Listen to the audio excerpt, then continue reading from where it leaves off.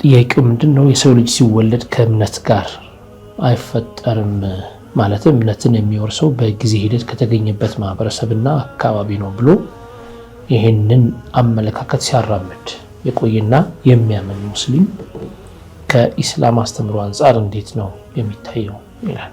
ብድር ያለ ወለድ ከባንክ ስንወስድ የብር ሳይሆን የእቃ ብድር ማለት ነውና እቃው 100 ብር የሚሸጥ ሆኖ ባንኩ ደግሞ ከነጋዴዎች ገዝቶ ለኛ በ200 ብር ያበድራል። እቃውን ሰርተንበት ምን መልሰው 200 ነው። ወለድ የለውም። ግን ሲሸጥልን ከውጭ ገበያ መጨመሩ ውጭ ላይ ካለው ገበያ መጨመሩ ወለድ ያስብለዋል ወይ? እኔ የምሰራው ብስኩት ፋብሪካ ውስጥ ነውና ብዙ ካሜራዎች አሉ። ነገር ግን ተደብቀን ብስኩቶችን እንበላለን። ይሄ ሐራም ይሆንብናል ወይ ይላል። ሙጀሲማዎች አቂዳቸው ትክክል እንደሆነ ከቁርአንና ከሐዲስ ጋር እንደሚገጥም ሽንጣቸውን ወጥረው ሲከራከሩ እናያለን። እውን አቂዳቸው ከሰለፎች ጋርቱ የመዝሀብ ባለቤቶች ጋር ይመሳሰላል ወይ? ሙጀሲማዎች ከሰለፎችና ከሰለፎች የሚለዩበት በአቂዳ በኩል ቢዘረዘርልን ይላል። بسم الله الرحمن الرحيم الحمد لله وصلى الله وسلم على رسول الله وعلى آله وصحبه وموالاه የተከበራችሁ ሱና ቴሌቪዥን የጠይቁ ፕሮግራም ተከታታዮቻችን ነው። ጠይቁ ፕሮግራማችን እንደተለመደው ጀምሯል። እስከ ፕሮግራማችን ፍጻሜ ድረስ አብራችሁን ቆዩ። መልካም ቆይታ ይሁንላችሁ ኢንሻአላህ። ሰላም አለይኩም። ወአለይኩም ሰላም ወራህመቱላህ። አማናችሁ? አልሐምዱሊላህ። እንዴት ናችሁ? አልሐምዱሊላህ። ኢንሻአላህ ወደ መጀመሪያ ጥያቄያችን እናልፋለን። በ0907 መጨረሻው 09 የተላከልን ነው። ሰላም አለይኩም እንዴት ናችሁ? አፊያችሁን አላህ ሰላም ያድርጉ። እድሜያችሁንም አስረዝሞ አላህ አስረዝሞ ለኡማ የምትጠቅሙ አላህ ያድርጋችሁ ይላል። አሚን ኢንሻአላህ።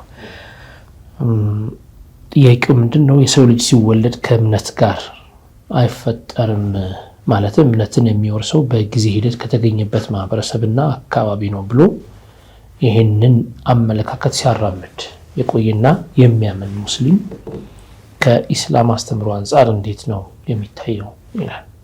ቢስሚላሂ ራህማኒ ራሂም አልሐምዱሊላሂ ረቢል ዓለሚን ወሰላቱ ወሰላሙ ዐላ ሰይዲና ሙሐመድ ወዐላ አሊሂ ወሰሕቢሂ ጠይቢን ጣሂሪን አማ በዕዱ ፈአስአሉላህ ሱብሓነሁ ወተዓላ أن يجعل نياتنا خالصة لوجهه الكريم وأن يوفقنا لما يحبه ويرضاه إنه على كل شيء قدير. بمجمرة يا سولج الله سبحانه وتعالى صفة رو مجمرة يدرجاتشو آدم النو عليه السلام يسوزر أبات أدرجو ከዚያ ነዕማን አልአራክ የሚባል ቦታ ላይ ሰይዱና አደም ዓለይሂ ሰላም ጀርባ ላይ ዙርያዎቻቸውን ይፋ አድርጎ አላህ አርዋሖች በነበሩበት ማለት ነው አናገራቸው። አላህ አለስቱ ቢረቢኩም እኔ አምላካችሁ አይደለሁምን ብሏቸው ሁሉም ሩህ የተባለ በጠቅላላ ቃሉ በላ ብለው አምላካችን ነህ ብለው መስክረዋል። ያኔ አርዋሖችን የአርዋሖች የነበረ ጊዜ ምስክርነት እንደማለት ነው። ዓለም ዘራ ተብሎ የሚባለው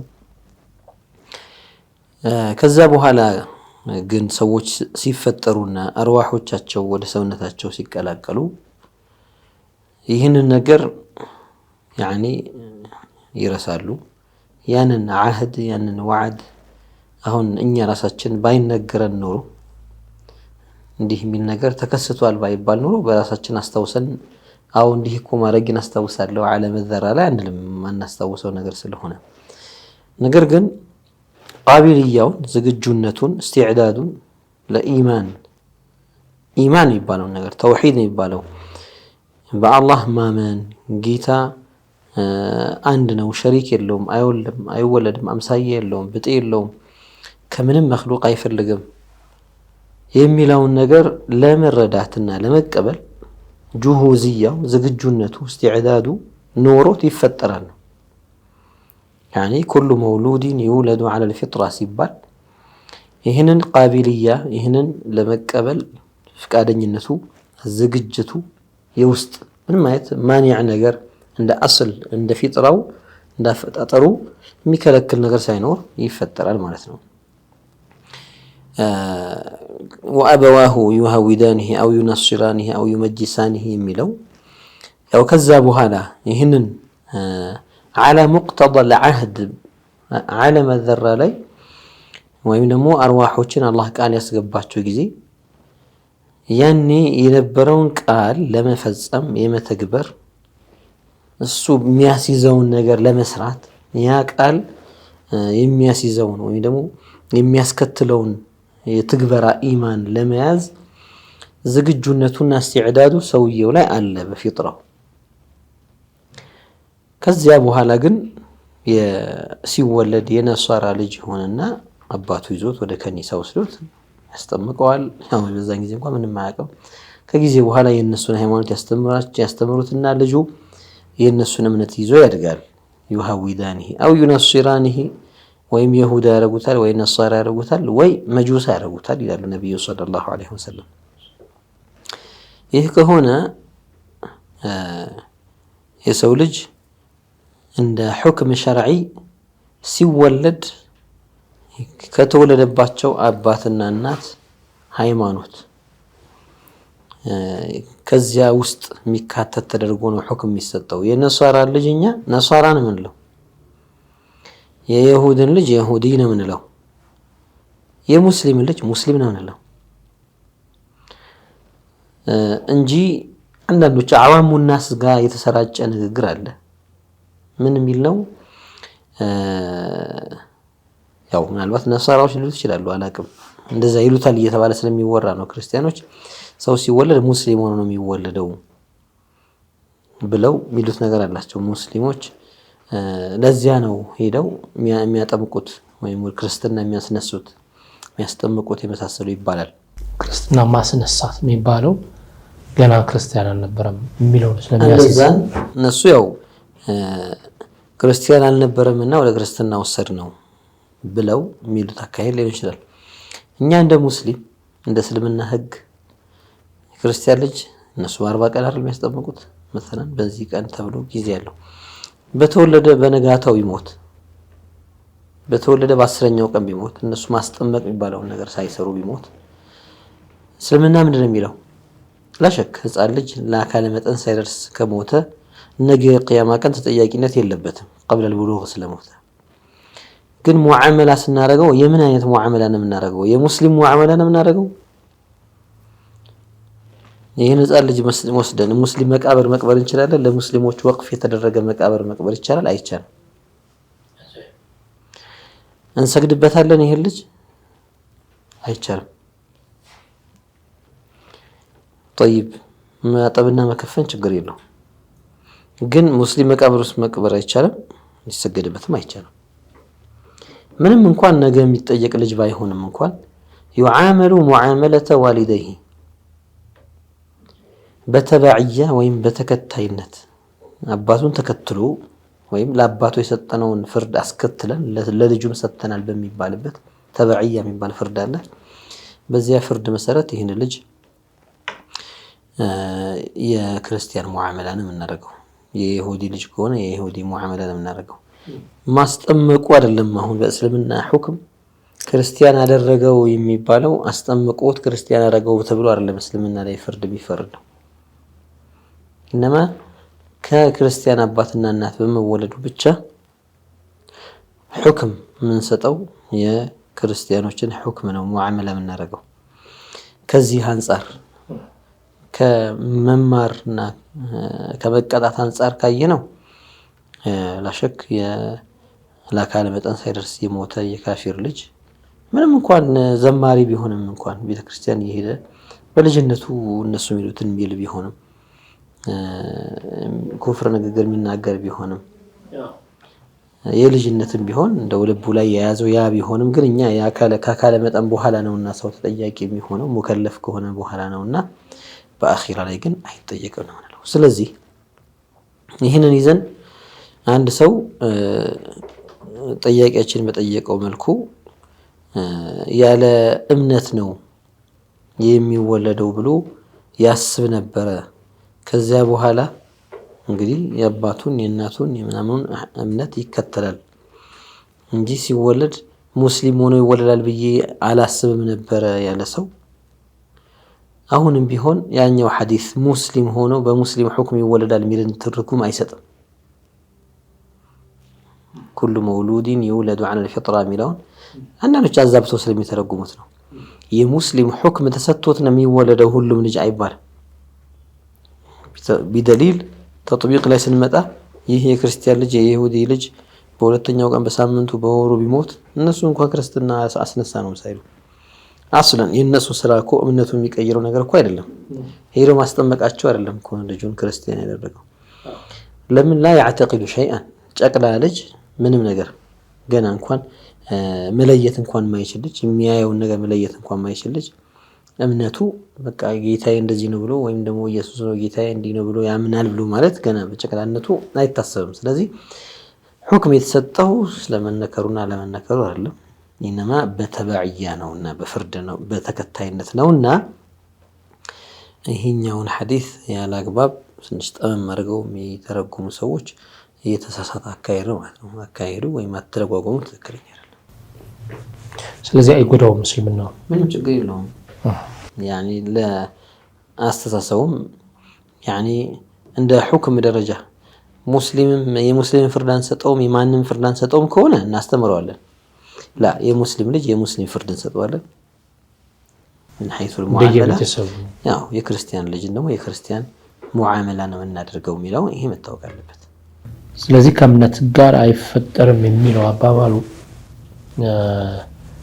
የሆነ በእርግጥ ዓለም ዘራ ላይ በላ ብሏል፣ እውነት ነው፣ እርግጥ ነው ብሏል።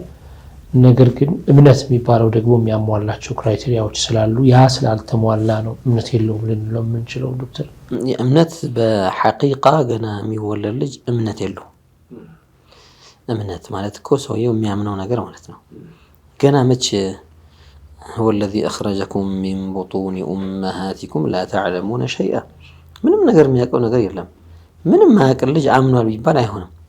ኢነማ የሃይማኖት ፍርድ ወይም ደግሞ እንደው ወደ ማን እናስጠጋው በሚለው ጉዳይ ላይ ቀደም በዘረዘሩት መልኩ ወደዚህኞቹ ይጠጋል። በምን حيث المعاملة የሆነ ነገር ቢከሰት እኛ ይሄን ልጅ በምን መልኩ ነው ምን እንዋኗረው ወይም እሱ ላይ ማድረግ ግዴታ የሚሆንብንና የማይሆንብን የሚለውን በምን እንለያለን?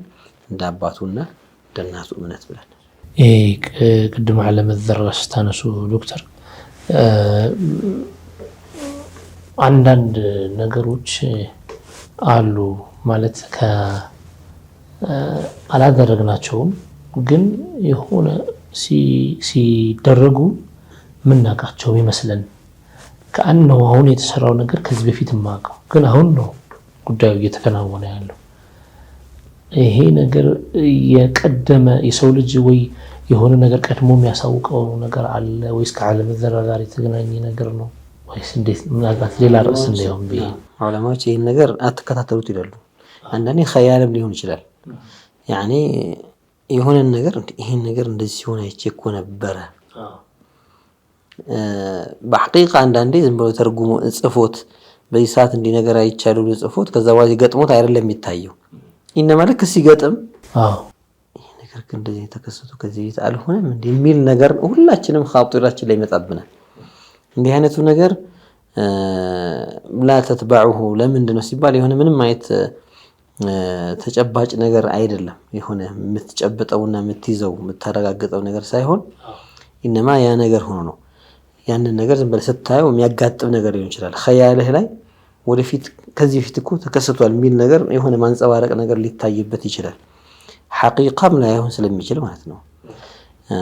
አማ بعض اولياء الله አላህ ከሽፍ የሚያደርግላቸው ያዩትና እንደዚህ ሆነ ብለው ወይም ለነብያት አለይሂም ሰላቱ ወሰላም የሚሰጣቸው ሙዕጂዛ የሆነ ነገር ሲያዩ እንዲህ ነገር ሆነ ብሎ ልክ እንደተከሰተ አሁን ይታያቸዋል።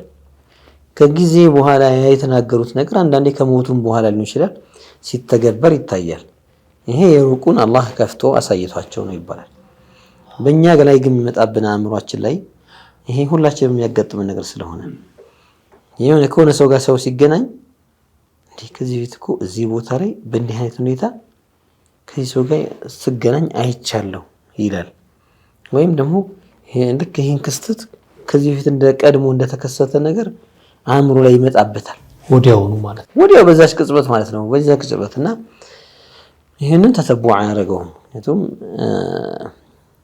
የሐሳብንና የአእምሮን ነገር ወይም የተኸዩልን ነገር እንዲህ ብለን ልንገደበው ስለማንችል በቃ መወሰን ማንችለው ነገር ነው።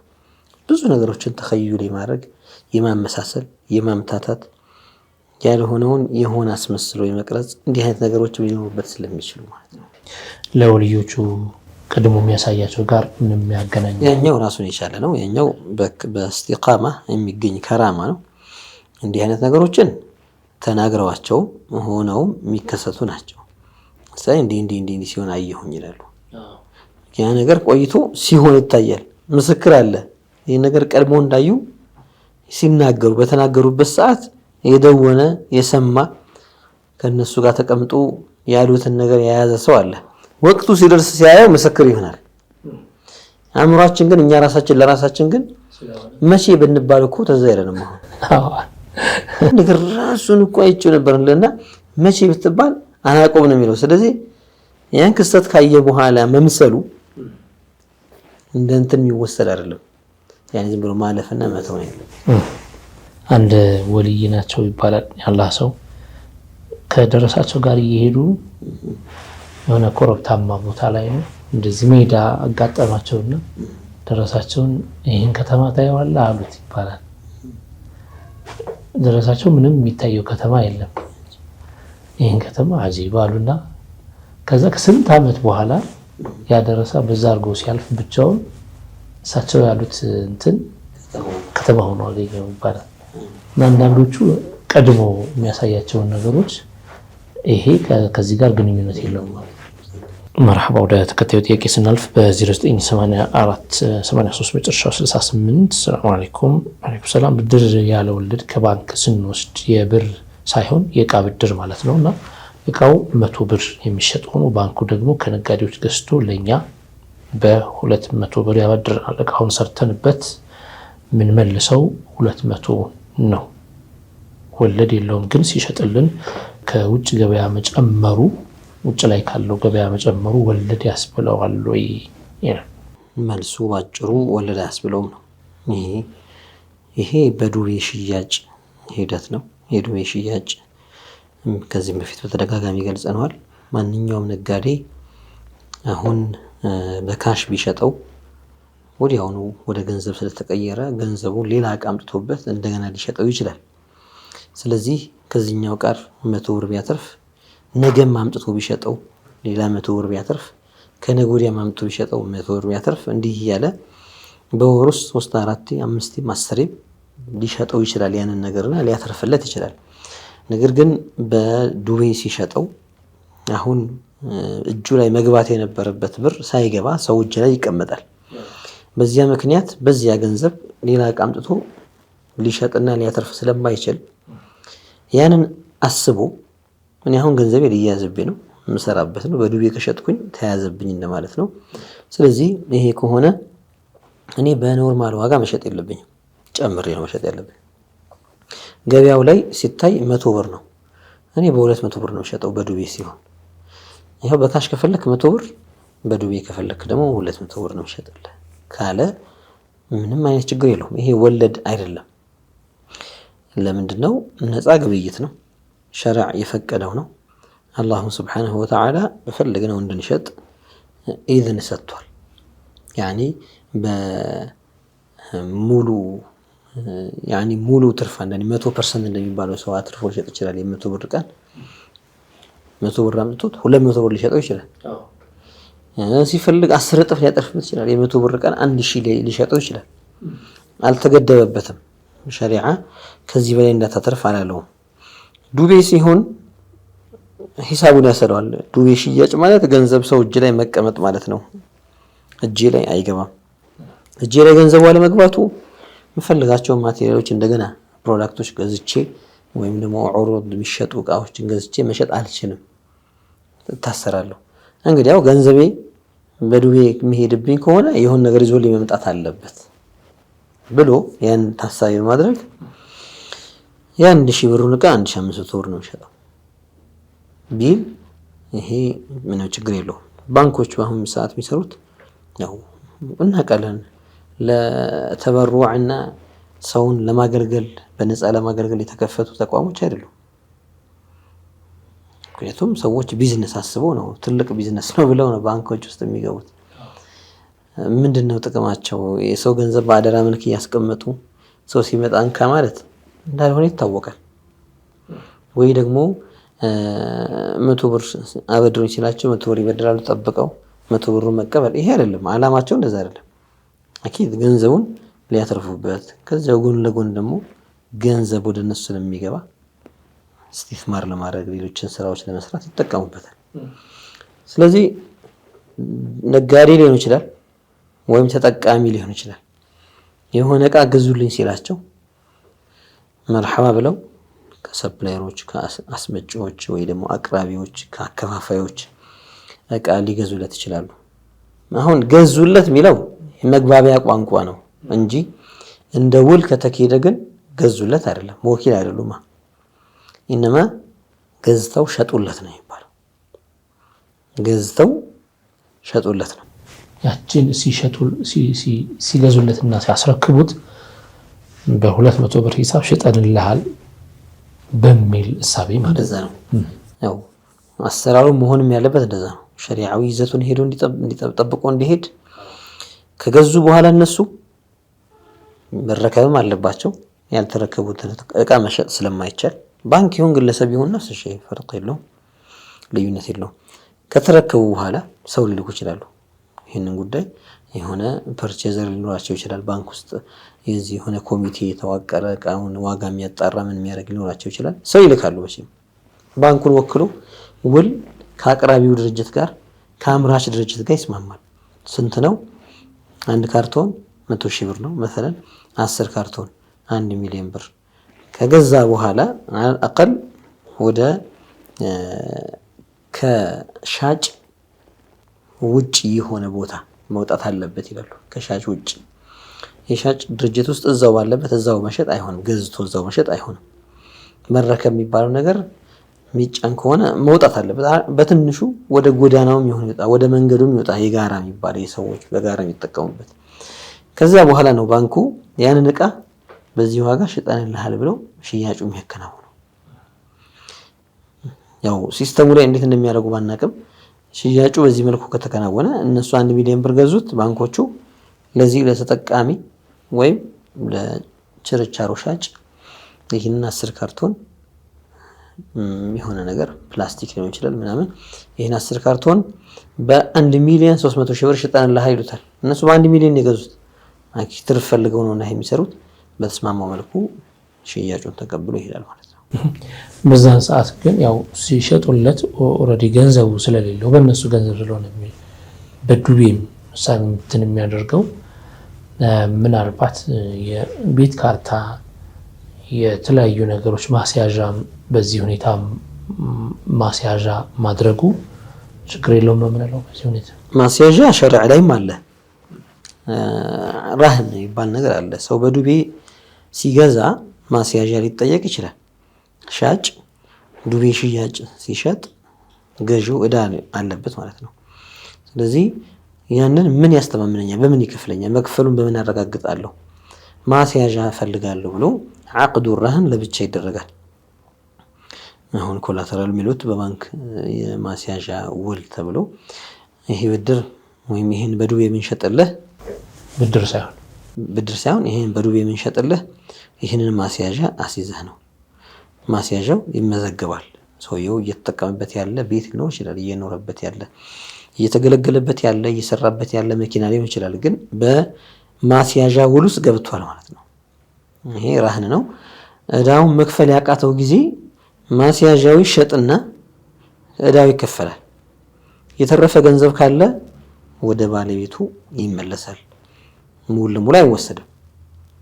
አሁን በሐራጅ መሸጥ ወይም ደግሞ ጨረታ አውጥቶ የማስያዣ እቃዎችን እነዚህን መሸጥ የሚባለው ነገር ጋር ሲመጣ ሰውየው 2 ሚሊዮን እዳ ኑሮበት ያስያዘው ቤት ግን በ3 ሚሊዮን ከተሸጠ 1 ሚሊዮን ብሩ ይመለሳል። 2 ሚሊዮን ብሩ ነው በእዳው የሚመለሰው የሚተካው ማለት ነው። ያንን መክፈል እንደማለት ነው። ከዛ ባሻገር ጥንቃቄ የሚፈልጉ ነገሮች አሉ። እነሱም አዎ በዚህ በ1 ሚሊዮን 300 ሺህ ብር የሸጥኩልህ እስከ ዓመት ድረስ ይባባሉና አንዳንዴ ሙፍሲድ የሆነ ሸርጥ ያስገባሉ። የሚያወድም ነገር ከመጣ ይወድማል። እንደምናየው ነው እኮ መገንባትን ብቻ ሳይሆን እንዳይወድም መጠበቅም አለብህ አይደል? ያ እስከሆነ ድረስ ሙፍሲድ የሆኑ ሽሩጦች የሚያስገቡበት ምንድነው? እንደገና እዛው ላይ በአመት ውስጥ ካልከፈልክ ደግሞ ተጨማሪ በየወሩ ይሄን ያክል ቅጣት እየጨመረ ይመጣል ይሉታል። እንዲህ አይነቱ ሙዓመላ አይሆንም።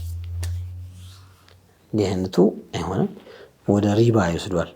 አስሉ ደይነን እየጨመረ እንዲሄድ ማድረግ ወደዚያ ወደ ክልክል ወደ ሆነ አቅጣጫ ስለሚወስደው ያንን ተጀኑብ ማድረግ ግድ ነው ማለት ነው። ምናልባት የሚያስይዘው ገንዘብ ሰውየው ሲያስይዘው መጀመሪያ ላይ ይሄ ያኛውን ገንዘብ ካላመጣሁኝ ይሄ ያንን ዋጋ ስለሚተካ ይሄንን መውሰድ ትችላላችሁ ካላቸው እነሱ ከዛ ዋጋ ይተካል ከተባለው ዋጋ ጨምሮ ቢገኝ አይጠየቁበትም ነው የምንለው። በዚህ ሁኔታ በእንዲህ አይነት የራህን ውል የለም። እስልምና መቼም ሁሉንም ነገር ገደብ አድርጎለታልና እቃውን በዚህ በቤቱ እየገዛ ከሆነ ተሻሽጠዋል። ቤቱ ሰመን ነው የሚሆነው፣ ዋጋ ነው የሚሆነው እንጂ ቤቱ ማስያዣም ዋጋም ራሱ ያወጣውን ያወጣ አይደለም የሚባለው። ራህን ከሆነ ራህን ማስያዣ የሚባለው ውል ከሆነ በዱቤው ለመመለስ ይሸጣል። ሲሸጥ ራሱ የዚህ ሰውዬ መስለሃ ይጠበቅለታል። ዝም ብሎ አስያዡ ማለት ነው የሚያስይዘው በተገኘው ዝም ብሎ አይሸጥም። በደህና የሚጨምር ሊኖር ይችላል፣ የተሻለ ዋጋ ሊያቀርብ ሊኖር ይችላል። የእሱን ጥቅም ይጠበቅና ይሸጥለታል። ከተሸጠ በኋላ ከዚያ ላይ ነው እዳው የሚከፈለው እንጂ እሱ ራሱ የተሸጠበትን በምንም ይሸጥ እሱ ራሱ ነው እዳ መክፈያው አይደለም የሚባለው። ስለዚህ ማስያዣውን ሲያስይዝ በቃ ይሄ ዋጋው ይሁን ካለ ማስያዣ ሳይሆን አሁን ዋጋ ነው የገዛውት 10 ካርቶን ፕላስቲክ መሰለን ዋጋ ነው እያለ ነው እንጂ ማስያዣ እያለ አይደለም። ዋጋ ነው ካለ ከዱቤ ስርዓት ወጥተናል። ማስያዣ ነው ካለ የዱቤ ሽያጭ ነው፣ ማስያዣ ማድረግ ይቻላል። ከተሸጠ በኋላ መክፈል ያቃተው ጊዜ ከተሸጠ በኋላ እዳውን ያክል ይከፈልና የተረፈው ለባለቤቱ ይመለሳል። ተመልካቾቻችን የምትከታተሉት ጠይቆ ፕሮግራማችን እና እናንተ ጥያቄ ያስተናግድ እንገኛለን። የተለያዩ ጥያቄዎች ካሏችሁ በዚህ መሀል በተለያዩ የስልክ አድራሻዎቻችን በኩል ላኩልን። አሁን የእረፍት ሰዓታችን ላይ እንገኛለን። አፍታ እረፍት ወስደን እንመለሳለን። ርቃችሁ አትሄዱ፣ ጠብቁን ኢንሻአላህ።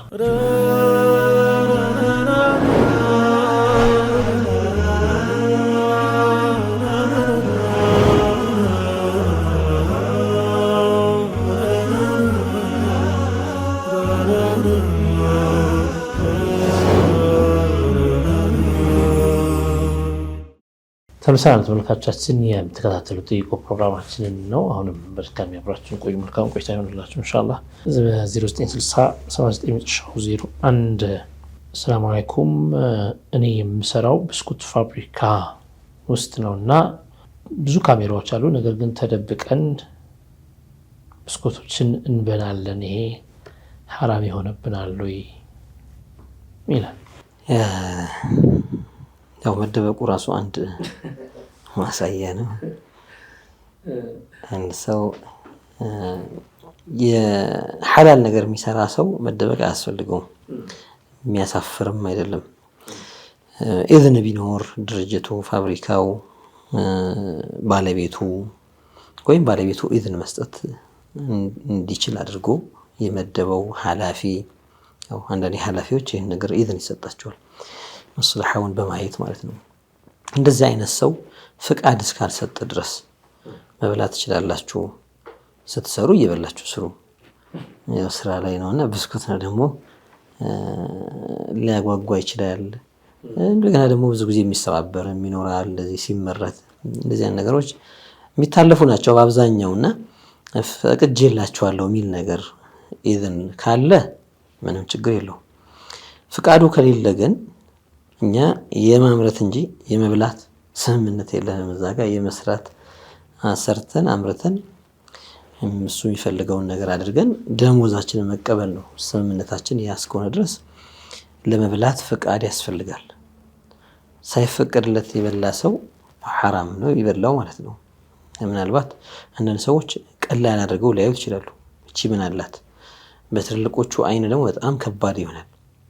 ለምንድን ነው لا يحل مال امرئ مسلم إلا بطيب نفس منه።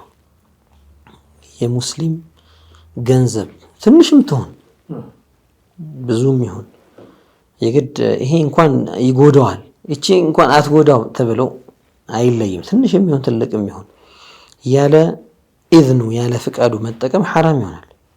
ሰውን ብትርን እንደምንም አይቆጥረውም አይደል?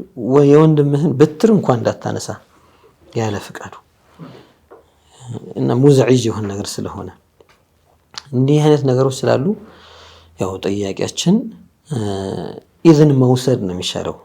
አሊያም ደግሞ የራስን ምግብ ቋጥሮ መጥቶ መብላት ነው። እንግዲህ ውጭ መጠቀም ከፈለገም ደግሞ ውጭ ወጥቶ መጠቀም ነው እንጂ እኔ እየሰራው ነው የድርጅቱ አይደል እንዴ? አሁን እዚህ የምቆየው ለዚህ ድርጅት ስል ነው። ምሳዬንም ማሳለፈው ለሱ ስል ነው። ስለዚህ ትንሽ ከብስኩቱ ልብላ አይሆንም። ይሄ ለራስ መፍቀድ አይሆንም። በሰው ገንዘብ ላይ ራሱ ፈቃጅ መሆን አይቻልም። የራስ ገንዘብ ሲሆን እያመረትክ ችግር ያለው አሁን በበላ በተለው የራስህ ነው መብት ነው። የራስህ ባልሆነ ግን የባለቤት ፍቃድ ያስፈልጋል። አሊያም ፍቃድ የመስጠት መብት የተሰጠው ኃላፊ ያም የሱን ፍቃድ ያስፈልጋል። ቅድም ጀመር እንዳልኩት አንዳንድ ኃላፊዎች የመስላሐቸውን የመስሪያ ቤቱን መስላሐ ወይም ጥቅም ለማስጠበቅ ተጨማሪ ማንዴቶች ይሰጧቸዋል። በቃ አንተ ኢፍዓል ማ ተራሁ ሙናሲበን ሊባል ይችላል። አንዳንድ ጊዜ ከዛ ድርጅት ላይ የተወሰኑ እሽግ ካርቶን ብስኩቶችን ለአይታሞች ሊልክ ይችላል። አንዳንድ ጊዜ ለሆነ ፕሮግራም ዝግጅት አለን አግዙን እንደዚህ ለሚሉ ሰዎች ማህበራት ሊሆን ይችላል፣ ተቋማት ሊልክላቸው ይችላል። ለምን ኢዘን ሙጥለቅ ይሰጠዋል ይሄ ኃላፊ። ይህን ማድረጋችን ለኛ ኸይር ነው፣ ለኛ ጥቅም አለው። ውኽራዊ ብቻ ሳይሆን አንዳንዴ የቢዝነስ ፕሮሞት የማድረግም ስራ የማስተዋወቅ ድርጅቱ መልካም ድርጅት ነው፣ ለሰው አሳቢ ነው ምናምን እንዲባልም ይፈልጓሉና ፍቃድ የተሰጠው ኃላፊም ካለ ፈቅጃለሁ ሊል ይገባል። ካላለ ግን ሰራተኛው ባለቤት እስካል አይደለምና አስፈቅደው እንጂ መብላት የለበትም። በ09601971 የተላከልን ጥያቄ ሰላም አለይኩም ዶክተር እና መሐመድ ረጅም አፍያ ሀያት ይስጣችሁ ይላል። አሚን።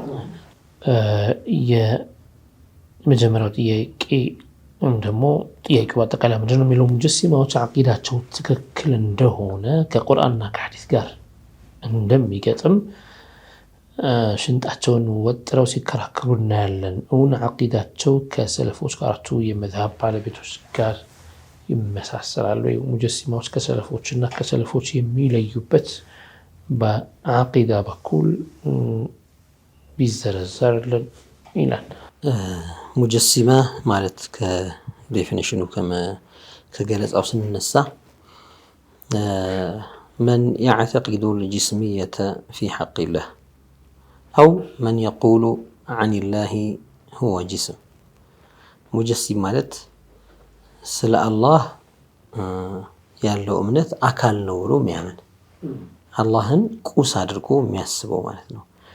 ከምን የተሰራ የሚለውን እንኳን እሱ አላውቀውም ቢልም ከብረት ከጠጣር ነገር ከረቂቅ ነገር እንደ ብርሃናማ ነገር ወይስ ሌላ እንደ አየር ያለ ብቻ አላውቅም፣ ግን ጅስም ነው ብሎ የሚያስብ ሙረከብ አድርጎ የሚያስብ የግጥጥሞሽ የእጅ የጭንቅላት የእግር የትከሻ የጣቶች ሌሎችም አካላት ስብጥርና ግጥጥሞሽ ያለው አካል ነው ብሎ የሚያስብ ሰው ማ ዐረፈ አላህ አላህን አላወቀም።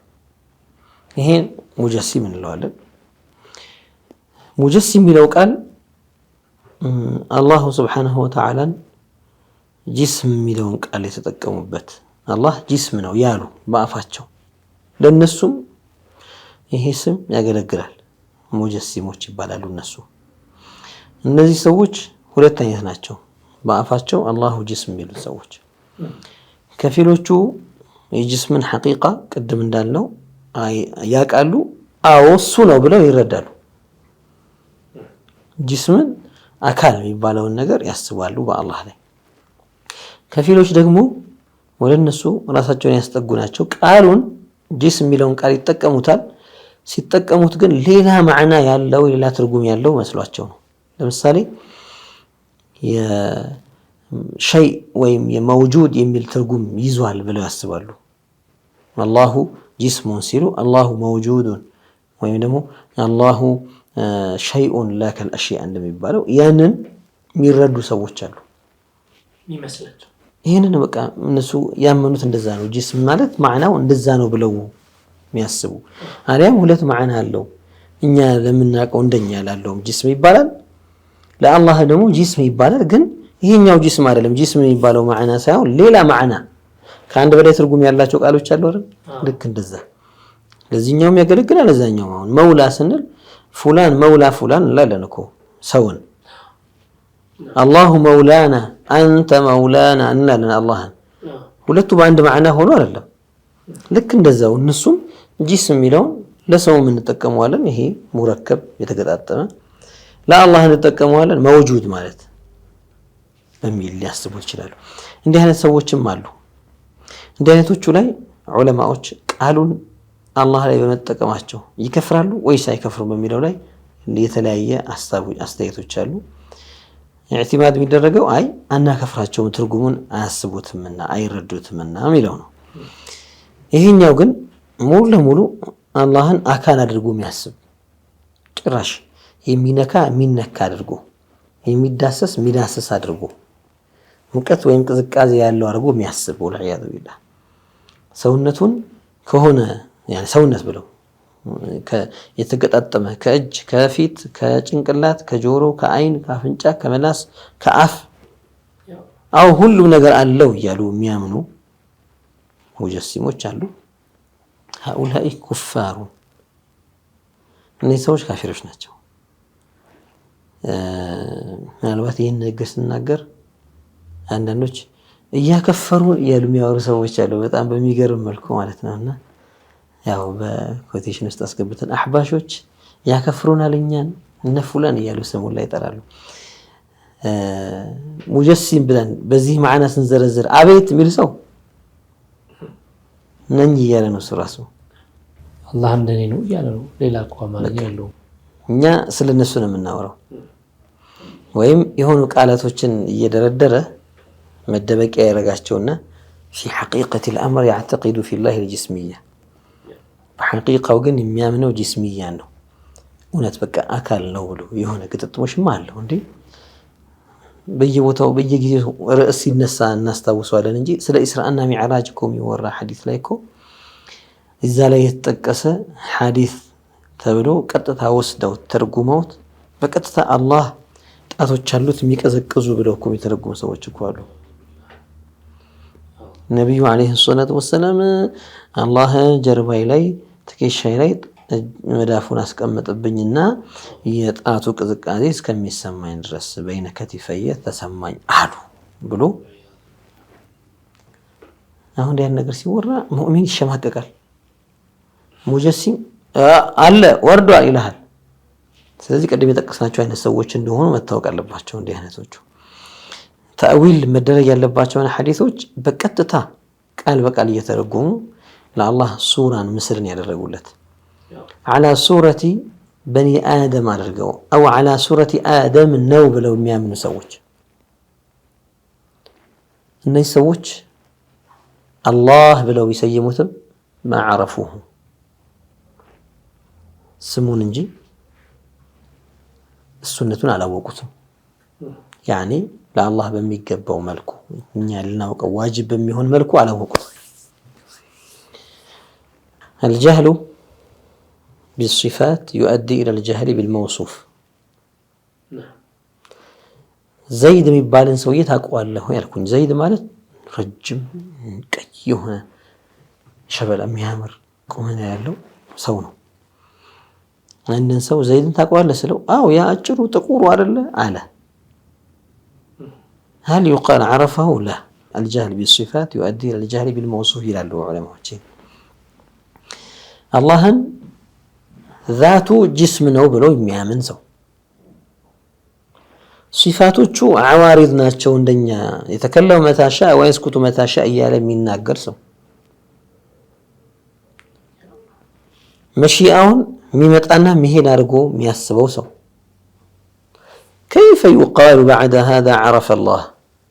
سموان سلاوقات سموان ما كريستيانوش ميوقوت لكم يتشن كلمة هون معناته لفظ الجلالة الله تلوان كلمة نصارى يقول يهودي يقول سمون ماوق يشام أجر كريستيانوش كو الله نبيلتكو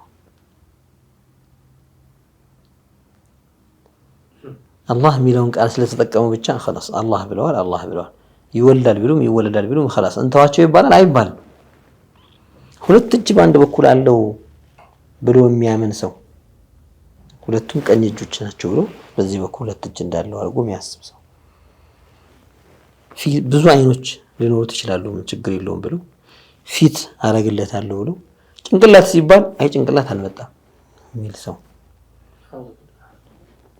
ፊቱ ምን ላይ ተለጥፎ እንደሆነ አስተሳሰባቸው ነው እንዲህ አይነት ቀቢህ ነገርን على ظاهره إياله ميان ناقرهن سو فكيف يقال بعد هذا عرف الله نيث الله ناوقوا يبالال النسو كزيه ملك كاله منتاچو ጋር እንዴ ቁሽሽ ካለ ወልዒያዝ ቢላህ አላህ ነጃ ያውጣና አላህ ይጠብቀን ከዚህ እምነታቸው ጋር እኛ ነን አላህን ያወቀን ነው ይሉት ተውሂድ አለን ይላል ጭራሽ በቃ ተውሂድ ሚለውን እኛ ከድሮ እኮ እንደው ተውሂድ ሚለውን ስም ሁላ ስንሰማው ያው እነዚያ አንጃዎች በደንብ እንትን ያሉበት ዘመን ላይ ነበርና እንግዲህ ድገታችን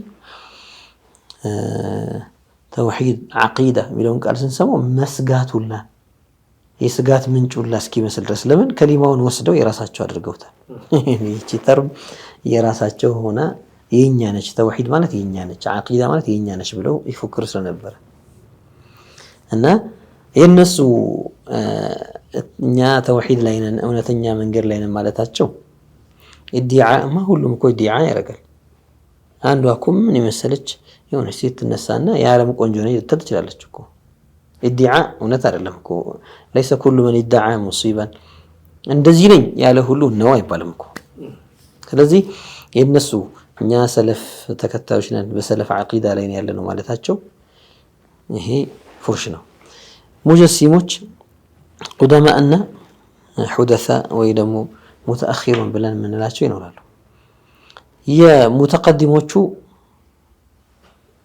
በጣም በሚያሳፍሩ መልኩ አላህ Subhanahu Wa Ta'ala ጭራሽ በወጣት ጺም ባልበቀለት ወጣት የሚያስመስሉ በዚያ ምስል ነው ብለው የሚሉ ሙጀሲሞች ነበሩ ይሄ ኪታቦቻቸው ላይ ዑለማዎች ያሉትን ኢዕቲቃዶች የዘገቡልን ታማኝ ዑለማዎች ሌሎች ደግሞ አይ እንደዛ ሳይሆን ጸጉር ጥቁርና ነጭ ጸጉር የተቀላቀለበት ጎልማሳ አይነት ገጽታ ነው ያለው ብለው የሚያምኑ ሰዎች ነበሩ ከፊሎች አላህ Subhanahu Wa Ta'ala ከፊል ሙጀሲሞች ራሳቸው ወደ እስላም ካስጠጉት ውስጥ ነው ምናወራው በታችኛው በኩል ድፍን ነው ብለው ወልዒያዝ ቢላህ ማለቂያ ያለው መጨረሻ ላይ ከአርሽ ጋር በሚነካካበት በኩል ብለው ያሉ አሉ በግልጽ ነው ومنهم من قال انه 7 أشبار بشبره السكو ይላሉ የአላህ ቁመት ብለው ማለት ነው ወልዒያዝ ቢላህ 7 ክንድ ነው 7 ስንዝር ነው በራሱ ስንዝር ይላሉ عقل ሁሉ ያምናል كل محدود كل من له حد لا بد من جعله على ذلك الحد فيكون مخلوقا لا خالقا ማንኛውም መጠን ልክ ያለው ሁሉ በዚያ መጠን አርጎ የሰራው ይፈልጋል መጠን ልክ ካለ መጣኝ እንዳለ ያስታውቃል። ይሄ የዓቅል ምስክርነት ነው። እበት ባየህበት ከብት አልፏል ትላለህ፣ የታወቀ ስለሆነ ማለት ነው። የእርምጃ የኮቴ ምልክት ካየ ሰው በዚህ በኩል አልፏል ትላለህ። ይሄ ጠቢዒ ነው። እንግዲያውስ ማንኛውም መጠን ልክ ያለው ነገር መጣኝ ያስፈልገዋል። በዚያ መጠን አድርጎ የሰራው ለው ካነ ሊላሂ ሐዱን ወሐጅሙን ለአላህ መጠንና ገደብ ወሰን ቢኖረው ኖሮ በዚያ ወሰን አድርጎ የሰራው ያስፈልገው ነበረ። ወለው ካነ ሙረከበን ላሕታጀ ኢላ መን ረከበሁ የተገጣጠመ ቢሆን ሌላ ገጣጣሚ ይፈልግ ነበረ። ወለው ካነ ለሁ ሱረቱን ላሕታጀ ኢላ መን ሰወረሁ የሆነ ምስል የሰው በለው ሌላም ቢኖረው ኖሮ በዚያ ምስል አድርጎ የሰራው ይፈልግ ነበር። አላሁ ተዓላ መክሉቃቱን ሁሉ የተለያየ ሱወር እንዳደረገለት ራሱን ይነገራል። ሁወ አላሁል ኻሊቁል ባሪኡል ሙሰዊር አልሙሰዊር አለዚ ጀዐለ ሊልመክሉቃት ሱወራን። ሙሰዊር የሆነ ደግሞ እሱ ራሱ ሙሰወር አይሆንም። ሰው ሄዶ ምን ችግር አለ እሱ ቃዲር ነው ራሱን ይላል እኮ። አሁን ይሄ የኩፋሮች ንግግር የሙልሂዶች ንግግርና ራሱን እንደዛ ቢያደርገውስ ሊልህ ሁላ ይፈልጋል። ይህ ማለት ራሱን ሰራ ልትሉ ነው። ራስን መስራት ማለት መኖርና አለመኖርን በአንድ ላይ ይገናኛሉ እንደማለት ነው። እንዲኖር እንዲሰራ መኖር አለበት፣ እንዲሰራ አለመኖር አለበት። ስለዚህ አቅል አይቀበለው። እንግዲያውስ ጌታችን ሱብሓነሁ ወተዓላ ከመጠን ልክ ከቅርጽ ከምስል ከከለር ከቦታም ከአቅጣጫም የጠራ የሆነ ጌታ ነው። هذا ما يشهد عليه الكتاب والسنة والإجماع والعقل قرآنم حديثم የዑለማء ስምምነትም ዓቅልም የሚመሰክረው ይሄን ነው። ስለዚህ ከዚህ ውጪ እምነት ይዞ ሰው አስመስሎት እኔ ነኝ ሙወሂዱ ቢል ባዶ ነው፣ ከንቱ ነው። ፈለገ ቢለፈልፍ የቁርአን አያቶችን ያለ ቦታቸው ያስገባቸው። እስኪ መለስ ብለህ ዑለማው ኢስላም ያሉትን ተመልከት፣ ሰለፎቹ በዚህ ጉዳይ ያሉትን ተመልከት፣ ኸለፎቹ ያሉትን ተመልከት። ያንተ መንገድ ከነሱ ውጪ እንደሆነ ታየዋለህ። እኔም ያሳዝነኝ ከነዚህ ባሰ እነዚህስ አንዴ ወጥተዋል።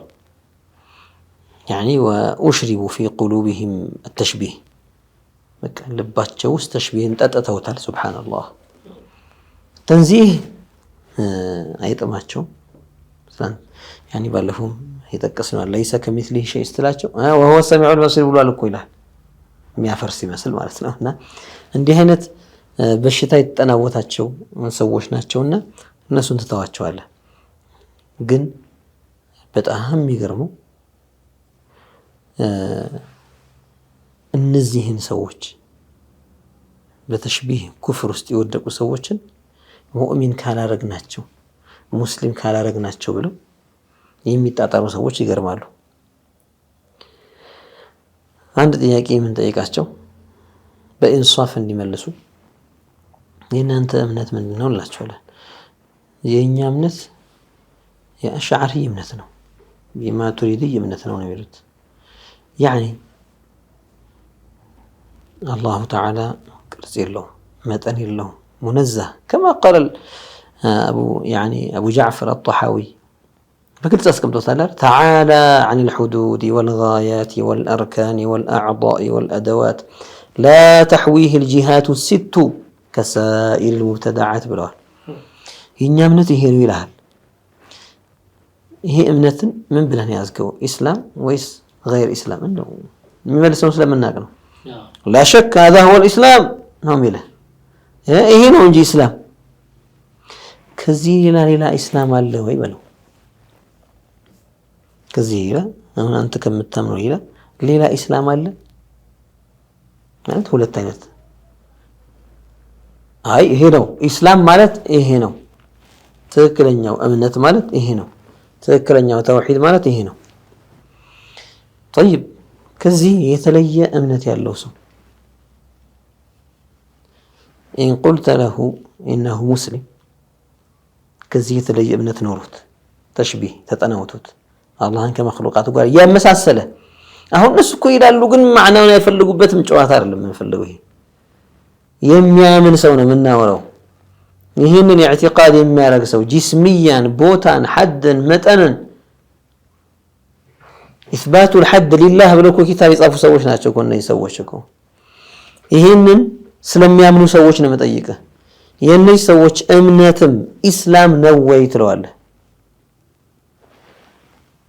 አዎ ኢስላም ነው ካለ ሁለት ኢስላም አለ እያለ ነው የመጀመሪያውን ያፈርሱ ተንዚህም ኢስላም ተሽቢህም ኢስላም ሊሆን ነው ማለት ነው ወልዒያዙ ቢላህ كيف يكون التشبيه اسلاما تنزيهم تشبيهم ሁለቱም ኢስላም ይሆናል ቅድም የተናገረው ነው ያፈርሳል ይሄ ነው ኢስላም ማለት ይሄ ነው ብለዋል ኢስላም ይሄ ከሆነ ተንዚህ ከሆነ ኢስላም ተሽቢህ ኢስላም አይሆንም ተቃራኒ ስለሆነ እኛ አንድ ሰው ሙስሊም ምንለው اذا كان يعتقد اعتقاد المسلمين ነው አይደል اذا كان يعتقد اعتقاد الاسلام ነው اما من يعتقد اعتقاد اليهود ليس مسلما من يعتقد اعتقاد النصارى ليس مسلما የነሳራን እምነት የሚያምን ሰው በተውሂድ ጉዳይ በጌታችን በዋናው ጉዳይ ማለት ነው ዋናው መስአላ አላህን ይወላል ባይልም እንኳን ግን ጂስም አድርጎ መውለድን እኮ ቃቢል ያደረጉ ሙጀሲሞች እኮ አልፈዋል እኮ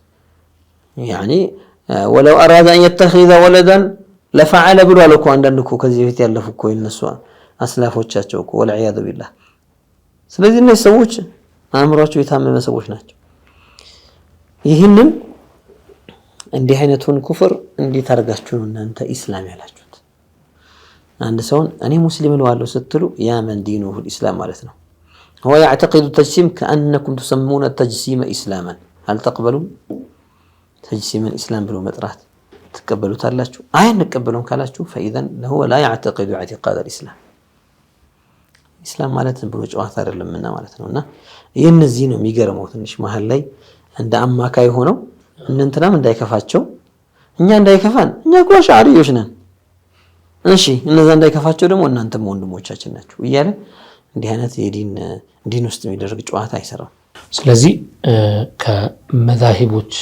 የመዛሀብ ባለቤቶችም ከአራቱ መዛሀብ ባለቤቶችም ሆኖ ከሌሎች ሙዕተበር ሲደረጉ ከነበሩና መዛሂቦች ውጭ ናቸው ከቁርአንም ከሐዲስም ውጭ ናቸው ሙጀሲሞች ሰለፈን ኸለፈን ስንል አራቱን አይማዎች ጨምራል በነገራችን ላይ አራቱ አይማዎች መዛሀባቸው እስከዛሬ ድረስ ለቀጠለላቸው ተለዩ እንጂ የመዛሂብ ዑለማዎች ብዙ ናቸው የሰለፍ ዑለማዎች ብዙ ናቸው መዛሀብ ኑሯቸው ያልቀጠለላቸው ብዙ አሉ ስለዚህ የነዚያን ሁሉ መዛሀብ የሚخالፍ ነው የተጅሲም እምነት አንዳንዶቹ በጣም በሚገርም መልኩ የካፊሮቹን እምነት ሲከራከሩ እሱ ለኛ ብሎ እንደዚህ ሆነ ለኛ ብሎ ሞተ ስለዚህ ለኛ ቤዛው ነው ትላላችሁ ይሏቸዋል እስኪ አምሯቸውን አሰሩት እንደዛ ከሆነ ለምን ትላፋላችሁ እናንተ እስኪ አምሯቸውን አሰሩት ይላሉ እዛው ወደዚህ ደግሞ መተው ደግሞ ከአህሉ ሱናዎች ጋር ሲከራከሩ እንዴት ቦታ አለው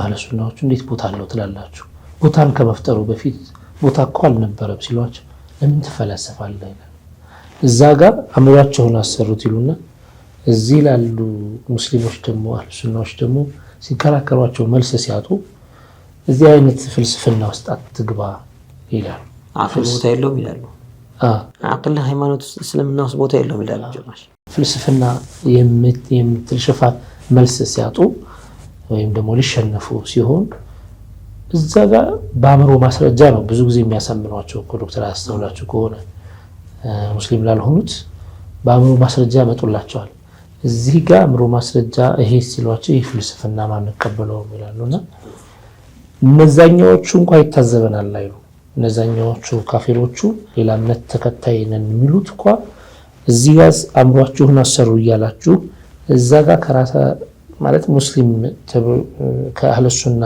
ሱፊ የሚባሉ ሰዎች ጋር ስትከራከሩ የአእምሮ ማስረጃ ሲያመጡላችሁ ቦታ ከመፈጠሩ በፊትስ ሲሏችሁ ፍልስፍና አይደለም የሚል ለምንድን ነው ማስረጃ የምታመጡት ለኛ ፍልስፍና አትሉም አእምሯችሁን ተጠቀሙ እዚህ ጋር ሌላ ነው የምትሉት ቢሏችሁ እንኳን መልስ የላቸውምና በጣም ሱብሃንአላህ የሚገርም ነገር ነውና በአጠቃላይ እነዚህ አሁን እንደተጠቀስነው ከአህሉ ሱናውም ከምንም የሉም በእነዚህ መካከል ደግሞ እነሱን ሽፋን የሚሰጡ አህለ ሱና ነን አሻዒራንን የሚሉም ካሉ አላህን ሊፈሩ ነው የሚገባው ማለት ነው። መርሐባ ዶክተር፣ እንግዲህ ለዛሬ የነበሩን ጥያቄዎች እነዚህ ናቸው። ሌሎች ጥያቄዎች ኢንሻአላህ ቀጣይ ላይ በኢዝኒላህ ተዓላ የምናቀርባቸው ይሆናል። ለነበረን ቆይታ ባረከላህ።